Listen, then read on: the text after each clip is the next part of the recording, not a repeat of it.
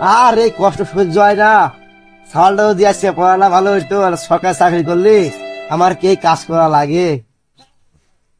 আব্বা আব্বা আব্বা আব্বা আব্বা আহ আমার বল্টু যখন ডাকে গো, আমার পরানটা পরশ পাথর হয়ে যায়। তা বাজান, তুমি কি করতে দেখতেছো? দৌড়তে আসলে নদীর ভিতর কি হয়েছে? আজকে আমার পরীক্ষার রেজাল্ট আছে। রিজাল্ট দিয়েছে পরীক্ষা?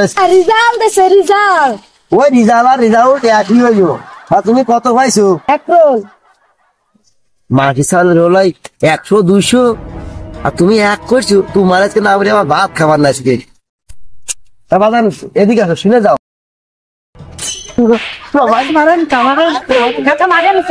আরে বাবু, সবাই বলবো না 100 200, এত কষ্ট করে খাই মানুষ করছি, তোমার বানাইছি এক।